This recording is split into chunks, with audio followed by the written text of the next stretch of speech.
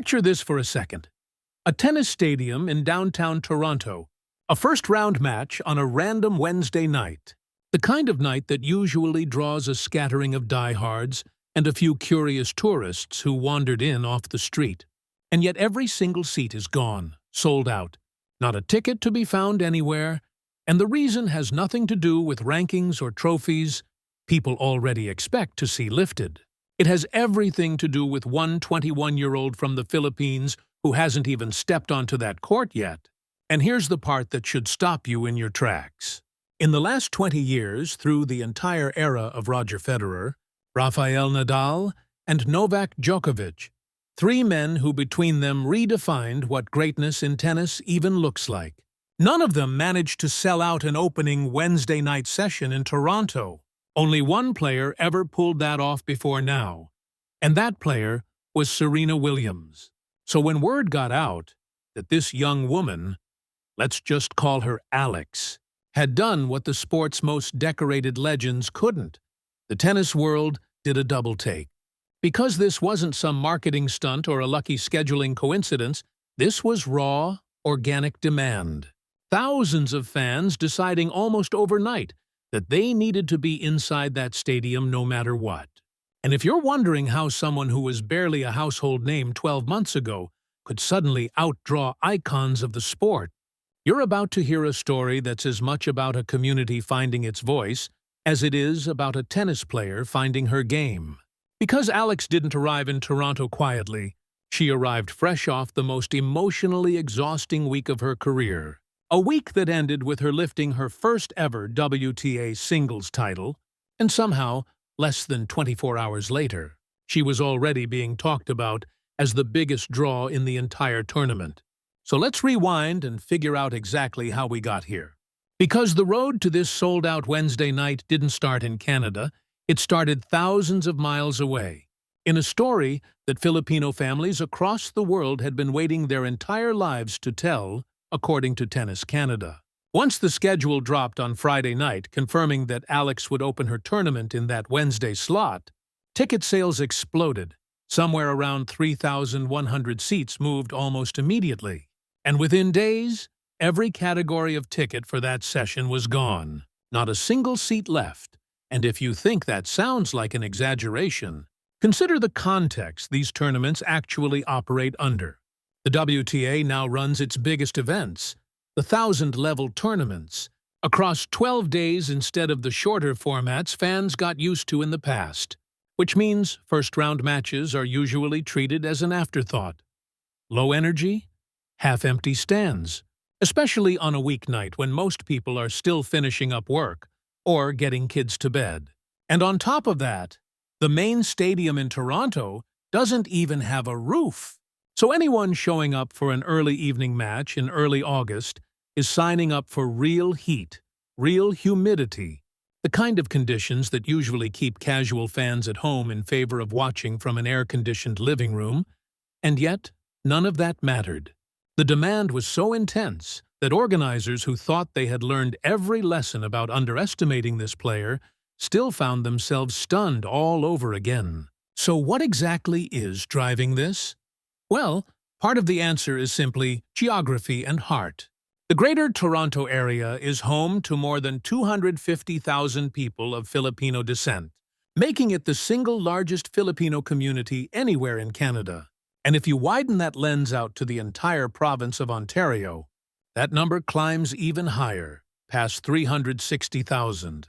These are people who have spent years, sometimes decades, watching international sports and rarely, if ever, seeing someone who looked like them, sounded like them, or carried their flag standing on the biggest stages. So when a young woman from Quezon City started making headlines, first with a run to the Australian Open that turned heads, and then with an outright title in Washington that left no doubt about her talent, that community didn't just take notice, they mobilized.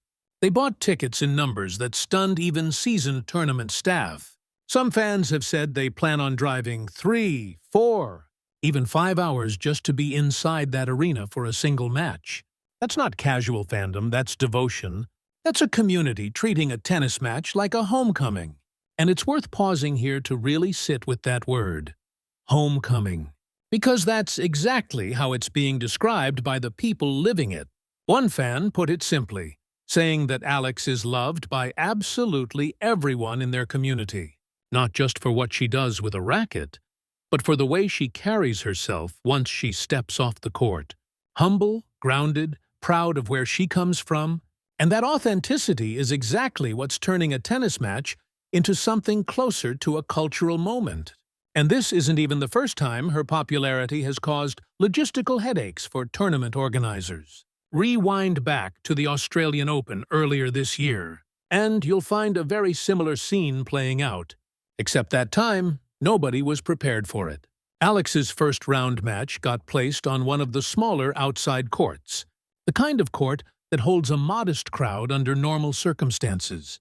Except the circumstances were anything but normal. Fans showed up in numbers that completely overwhelmed the space, forming lines that stretched further than anyone anticipated, with people packed in just hoping to catch a glimpse through gaps in the crowd. Some ended up watching from screens set up elsewhere in the grounds, because there was simply no physical room left, and eventually, tournament organizers had to publicly acknowledge that they had gotten it wrong, that they had badly miscalculated just how many people wanted to watch this one player. So fast forward to Toronto, and you'd think the lesson had been learned, and to be fair, it had. This time, the match was slotted into the main stadium, the biggest venue the tournament has, a building that can hold around 12,500 fans. And even that wasn't enough. The demand simply outpaced even the most generous planning, which tells you everything you need to know about where this player's popularity currently sits. So now let's talk about the actual tennis, because none of this ticket frenzy would matter if the game wasn't backing it up. And make no mistake, the game is absolutely backing it up. Just days before arriving in Toronto, Alex had been locked in one of the most grueling stretches of competitive tennis you'll see from anyone this season. At the DC Open, she battled through a tournament that tested her physically and mentally in ways that would break most players. There was a rain delay so long it stretched matches into the early hours. There were 4 separate wins over opponents ranked inside the world's top 10. 4 in a single tournament.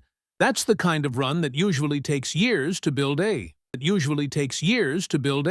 reputation around. And she did it in 1 week.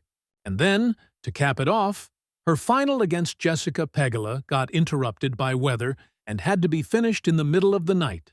Philippine time, meaning fans back home were staying up into the early hours just to watch her seal the victory.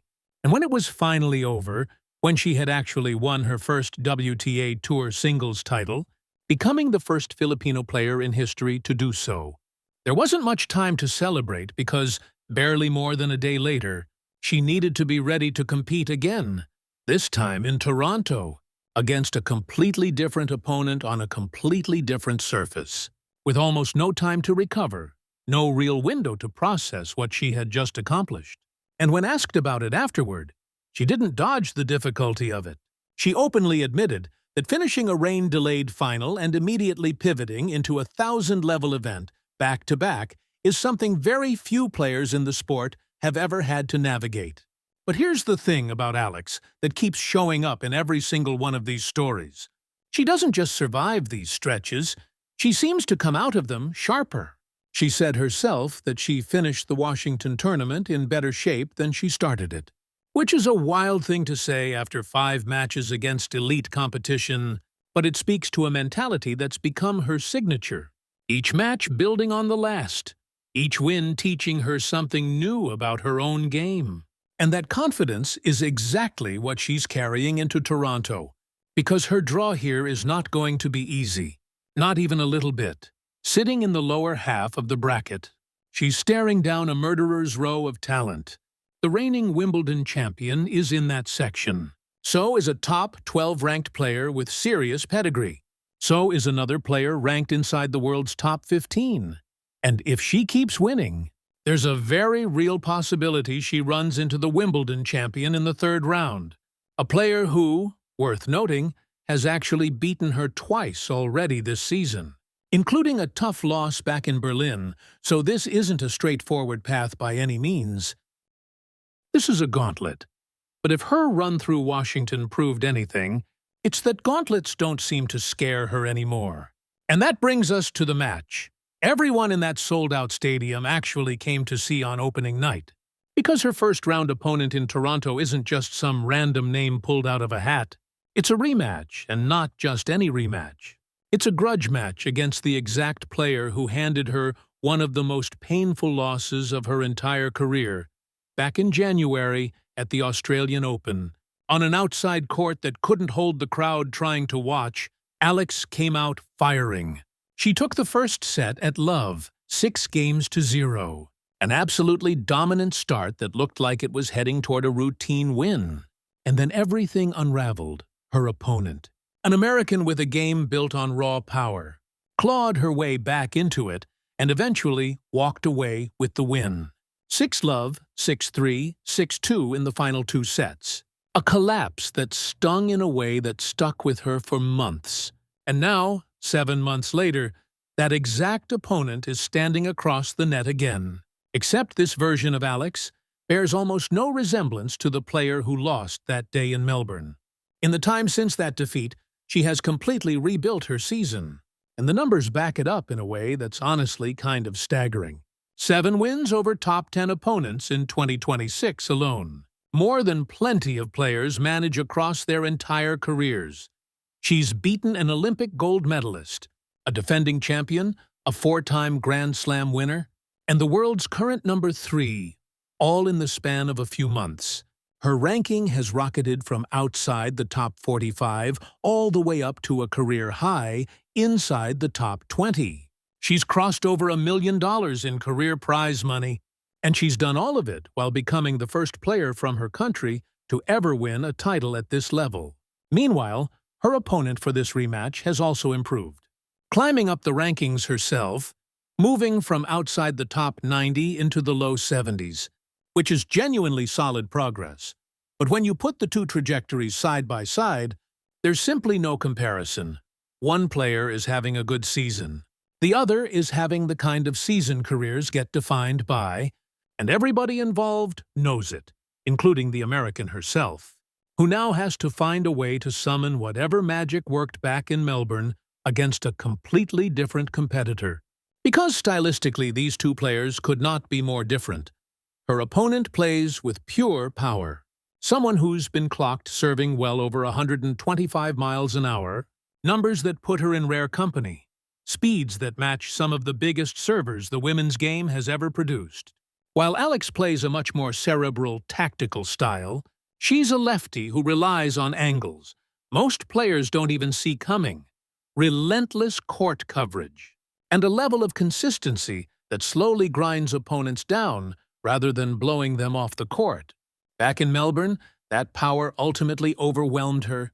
She faded in the second and third sets after that dominant start. But by her own account, that version of her doesn't really exist anymore. Her level doesn't drop off the way it used to. And if you want proof, look no further than the tournament she just won days earlier, where her level somehow kept climbing as the matches got tougher, not the other way around. And there's something almost poetic about the way she's framed her whole approach to this rise. Because she said, in her own words, that she doesn't want young fans looking at her and dreaming of becoming the next version of her. She wants them looking at her and deciding they want to become the first version of themselves, that they want to carve out their own path rather than chase someone else's, and honestly, that mindset tells you a lot about why an entire diaspora has rallied behind her so quickly. Because she's not just representing a country on a scoreboard, she's modeling something about staying true to where you come from while still swinging for something bigger. And that authenticity radiates through everything she says publicly. When reporters have pushed her to talk about her own individual success, she consistently redirects the conversation back to her community. At one point, during her Washington run, when asked what it feels like to be experiencing this level of support, she reframed the whole question, suggesting that the real question people should be asking isn't about her personally. It's about what it means to be Filipino in this moment. And then she closed it out the way she often does, expressing gratitude directly to her countrymen, a phrase that has essentially become her trademark at this point, something fans have started expecting and cherishing every single time she says it. Because it reminds them that no matter how big her profile gets, she hasn't drifted from where she started. And that connection, that refusal to separate her success from her community's identity, is exactly why a stadium in Toronto sold out before she'd even walked onto the practice court. Other players around the tour have taken notice too. One of her fellow competitors on the WTA Tour recently commented on just how naturally she seems to bridge the gap between a sport and an entire nation that hasn't always had this kind of representation on a global stage, and added that it's genuinely easy to become a fan of hers. Which, coming from a peer competing at the same level, says a lot, because respect inside a locker room doesn't get handed out for free. It gets earned through performance and character, and she appears to have both in spades. So as Wednesday night approaches, the picture becomes pretty clear.